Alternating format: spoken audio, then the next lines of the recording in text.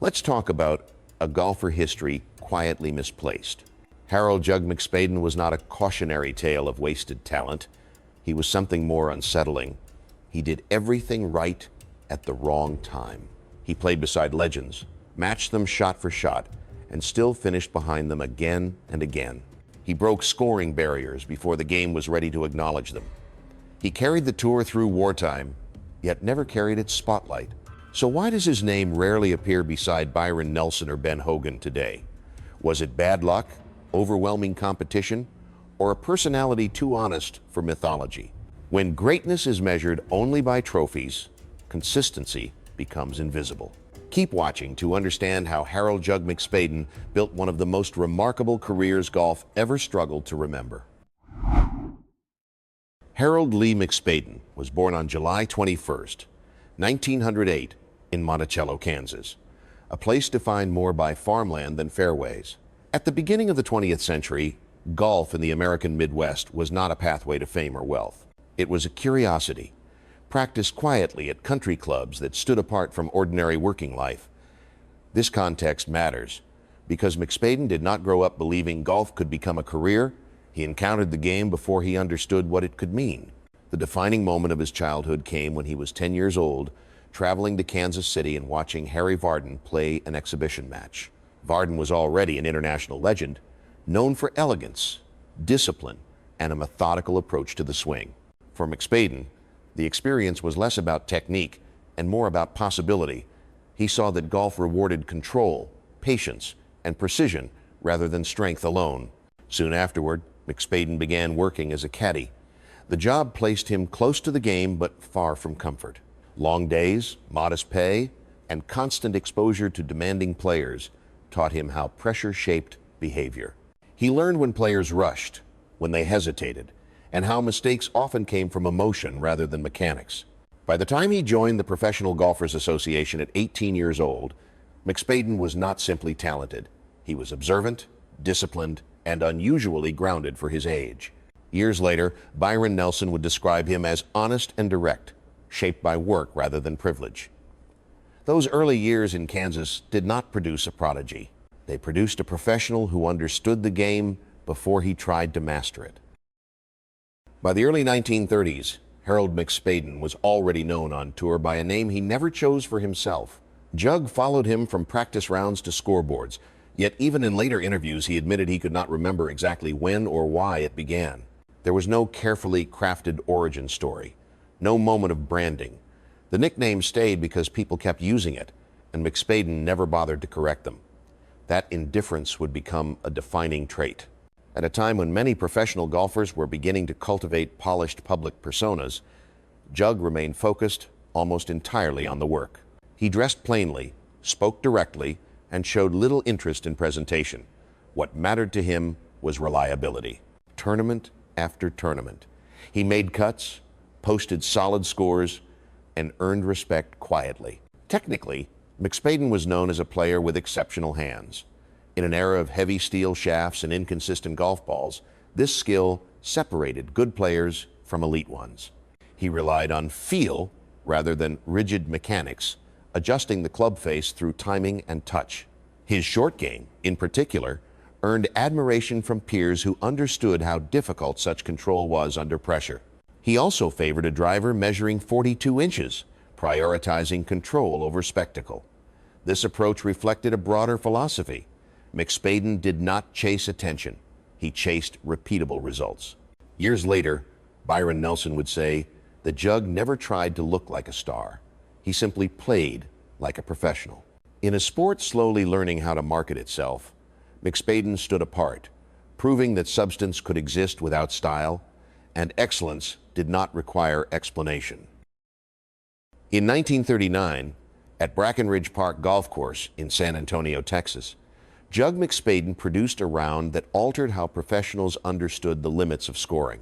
On a par 71 course, he finished the day with a score of 59. At the time, such a number existed more as rumor than reality.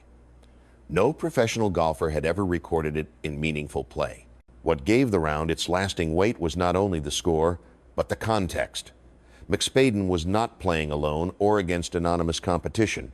In his group that day were Byron Nelson, Ben Hogan, and Paul Runyon, all players who would later define an era. None matched him, none dismissed what they witnessed. The round did not occur during an official tournament, which meant it was excluded from formal record books. Yet among professionals, that distinction mattered less than execution. McSpaden did not overpower the course. He dismantled it through control, decision-making, and precision with his hands. Fairways were found, approaches were placed safely, and putts fell without drama. For McSpaden himself, the round was not celebrated loudly. He treated it as evidence rather than achievement. It confirmed what those closest to the game already suspected. When conditions aligned and his rhythm settled, Jug McSpaden was capable of playing golf at a level few could imagine, let alone reach. The problem was never ability. It was timing, competition, and history, moving alongside him rather than behind him. The 1937 PGA Championship final at Pittsburgh Field Club remains one of the most revealing moments of Jug McSpaden's career. He reached the final match against Denny Shute after days of demanding play in an era when match play required not only skill but stamina and emotional control. The contest stretched deep into extra holes, finally reaching the 37th, with both men exhausted and the crowd fully engaged. As McSpaden prepared to putt for the championship, the stillness of the moment was broken. Film cameras operated by news crews began to run nearby, their mechanical noise cutting through the silence players relied upon. In modern golf, such a disruption would have been unthinkable. At the time, it was simply accepted. McSpaden missed the putt. The championship slipped away. What followed defined him more clearly than any victory could have. McSpaden did not argue with officials. He did not glare at the press. He did not explain the miss away. He shook hands and left the green quietly. To reporters, he offered no excuses, only acknowledgement that the moment had passed. This loss did not fracture his confidence. Instead, it hardened his discipline. From the mid-1930s through the late 1940s, McSpaden would make the cut in major championships with relentless regularity, surviving pressure by managing it rather than fighting it. Observers later pointed to that afternoon in Pittsburgh as proof that Jug McSpaden valued the game more than its outcomes. The missed putt did not make him smaller.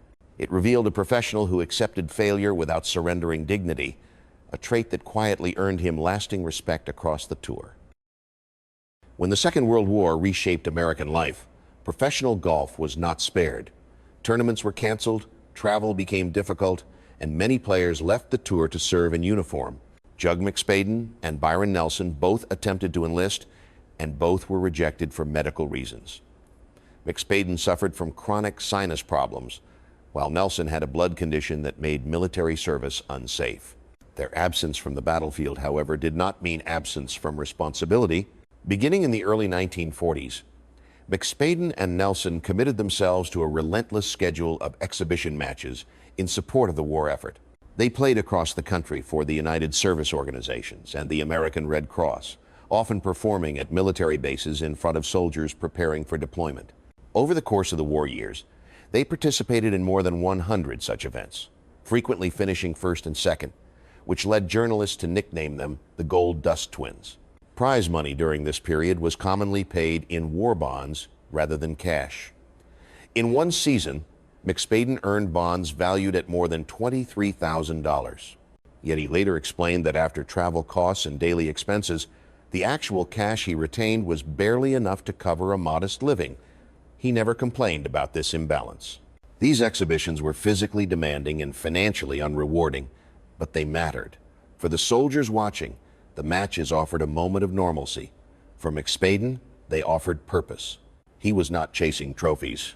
He was using his skill to contribute where he could, proving that professionalism extended beyond scorecards. The Gold Dust Twins became symbols of stability during uncertainty, not because they dominated competition, but because they showed up week after week when the game itself seemed secondary to something larger.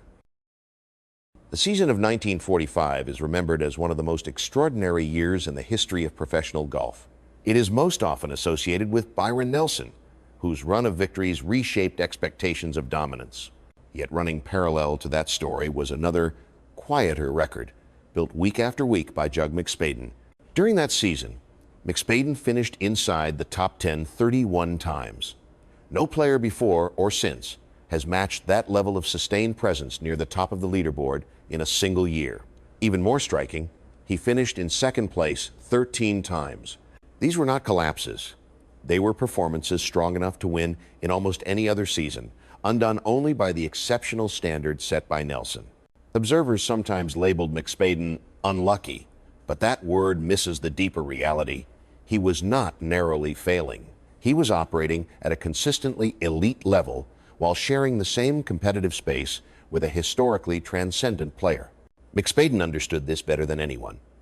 Years later, reflecting on that season, he remarked to Nelson with dry humor that if Nelson had never been born, he might have been remembered as a very fine player. The comment carried no bitterness, only clarity. What made 1945 defining for McSpaden was not frustration, but acceptance. He did not alter his style, chase risk, or force aggression to escape second place. He trusted his process. In doing so, he created a legacy rooted in reliability rather than spectacle. That season exposed a truth rarely celebrated in sports. Greatness is not always measured by first-place finishes. Sometimes it is measured by how often a player is present when excellence is required, even when history assigns the spotlight elsewhere. By the late 1940s, Jug McSpaden faced a decision few elite players consider while still competitive. In 1947, after finishing near the top of the Masters, he chose to step away from full-time touring. The move surprised many observers, but it revealed a trait that had always guided him. McSpaden planned ahead. He accepted a position as vice president of the Palm Beach Company, entering the business side of golf and sportswear. This was not retirement. It was redirection. Years earlier, he and Byron Nelson had collaborated with Field and Flint to redesign golf shoes, improving comfort and traction for long, competitive rounds. The arrangement earned them small royalties per pair sold, an early example of players shaping equipment rather than merely using it. McSpaden also continued working as a club professional, remaining close to daily golf rather than distant from it. He believed the game was sustained not only by tournaments, but by places where ordinary players learned, practiced, and returned week after week. His most visible contribution came through course design. In the 1960s, he created Dub's Dread Golf Course in Kansas City, stretching it beyond 8,000 yards. At the time, it was recognized as the longest course in the world. McSpaden anticipated advances in equipment and strength long before they arrived. This phase of his life revealed a broader intelligence.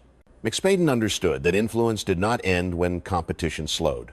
It simply changed form. By stepping aside voluntarily, he preserved both his health and his perspective, proving that a career in golf could evolve without losing its center.